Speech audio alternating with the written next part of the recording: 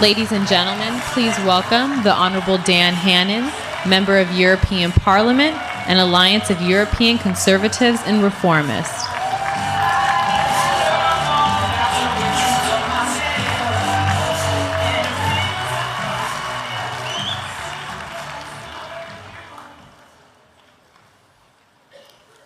On the 10th of August, 1941, Franklin Roosevelt made the longest walk of his presidency.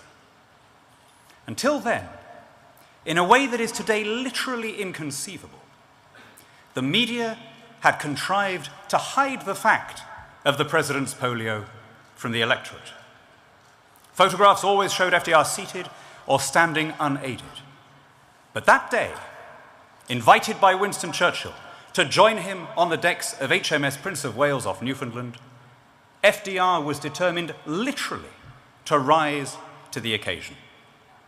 Leaning heavily on a cane, supported on one side by his son and on the other by a naval officer, he made his slow way across the swaying decks while the band of HMS Prince of Wales struck up the Stars and Stripes Forever.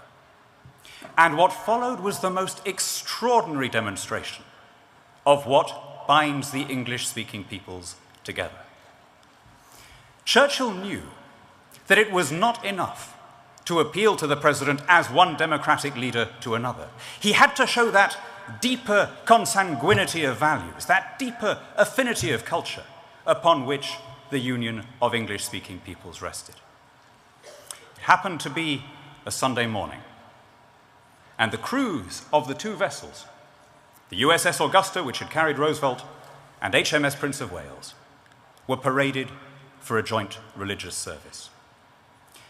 Churchill had chosen every detail personally and meticulously, down to the hymns, down to the reading that the chaplain gave from the pulpit. It came from Joshua 1. As I was with Moses, so will I be with thee. I will not fail thee nor forsake thee. Be strong and of good courage. And afterwards, exultantly, Churchill burst out to an aid, the same language, the same hymns, the same ideals. And when Churchill spoke of the same ideals, he was not making some bland generalization about being the good guys. Think of the world as it stood in August 1941. Constitutional freedom was confined to the Anglosphere, to the community of free English-speaking peoples. The whole of the Eurasian landmass, from Seoul and Vladivostok to Brest and Lisbon, was under one form or another of authoritarianism. The easiest temptation to give in to, my friends, is to take things for granted, to become blasé about the unique privileges we've been born with. We can so easily fall into the error of assuming that freedom and free contract, that regular elections and uncensored newspapers, that jury trials and habeas corpus and equality between men and women, that these things are somehow the natural condition of an advanced society. That every country will get there when it becomes educated enough and wealthy enough. But history tells a very different story.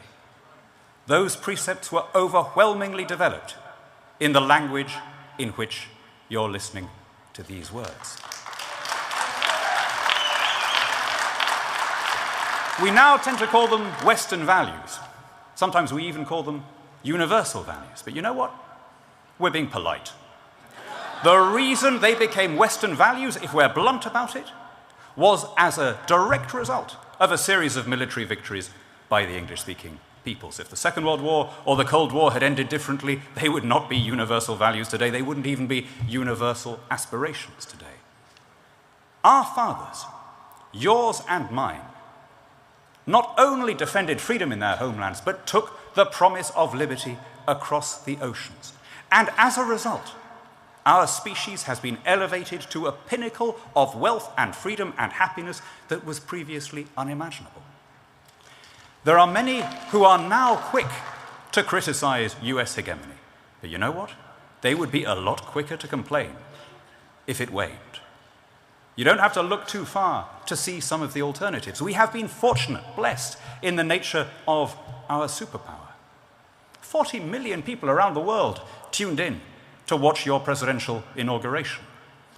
All right, it would have been nice if it had been another president, but still, think of the vote of confidence in your system. Can you imagine any people in any numbers tuning in to watch the proceedings of the Russian Duma or the National People's Congress in Beijing or indeed the European Commission, God forbid? We have been lucky in the nature of our superpower. But I have to tell you, the scales are tilting. Power is sliding. There are parts of this planet where prestige is a hard, almost tangible commodity. From Syria to Ukraine, we see people making the calculation that the star of the English-speaking peoples is waning, making the rational decision to cozy up to regimes that are a lot less wholesome than ours. What can we do about it? How are we to restore the leadership and the moral authority of this country? Well, to make a rather obvious point, when you have a national debt of $17 trillion, you have to pick your fights pretty carefully. You don't have the luxury of intervening everywhere.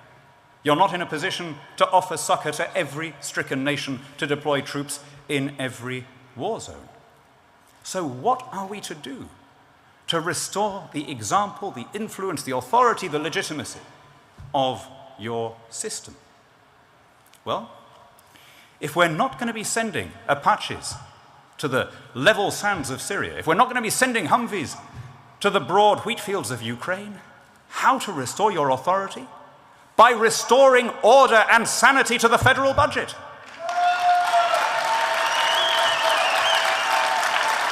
When your debt touches $17 trillion, that becomes a question of national security. The interest that you are paying simply on that portion of your debt owned by the Chinese government is now equivalent to 1/3 of the entire Chinese defense budget, 1/2 of the Russian defense budget. My friends, when we're talking about numbers on that scale, it's not just your problem anymore. It becomes a problem for the Western world in general.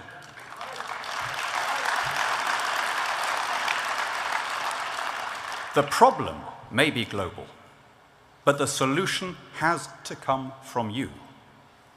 Being a US citizen carries responsibilities.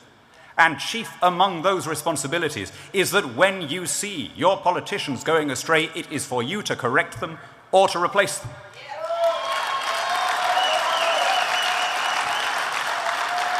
If you vote for candidates whose first instinct in any crisis is to snatch at more laws and more legal powers, don't complain when your country becomes less free. If you vote for candidates who think that it's the government's responsibility to provide healthcare, don't complain when your hospitals are as badly run as everything else run by the state. If you vote for candidates who promise to give you somebody else's money, don't complain when those candidates give your money to someone else or indeed to themselves.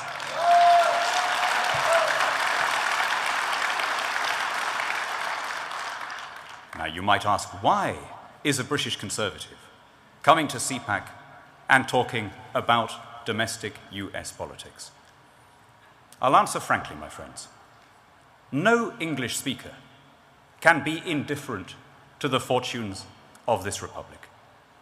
We've been through too much together. You may be a separate country, but you're not to us a foreign country. We're family. Joint heirs to a common inheritance of freedom.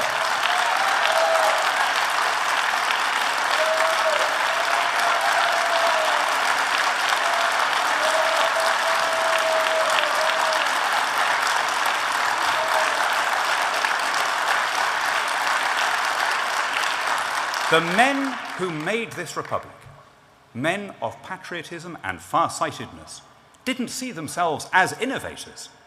They saw themselves as preservers of what they had always taken to be their birthright as freeborn Englishmen. They traced the lineage of liberty back to its ancient roots in the cold and clammy soil of early medieval England. They traced that pedigree back through our glorious revolution, back through our civil war, back even through the Magna Carta itself, to the folk right of Anglo-Saxon common law, that beautiful, anomalous, miraculous system that comes up from the people instead of coming down from the government, that serves as a mechanism for the individual seeking redress rather than as an instrument of state control, that assumes residual rights and personal freedom, that has served to keep this country and mine free, and that has given so much to the happiness of mankind. One of the men who made your republic was a medical doctor from Massachusetts. We heard his words quoted a moment ago because they ring down the ages and illuminate our present. Joseph Warren was offered a command in the Patriot militia, and he turned it down and served instead as a private. He fell at the Battle of Bunker Hill, leaving 4 orphaned children. But his words still speak to us today. You are to decide the question on which rest the happiness and liberty of millions yet unborn. Act worthy of yourselves. My friends, you are citizens of the greatest republic on this planet. And that carries responsibilities as well as privileges.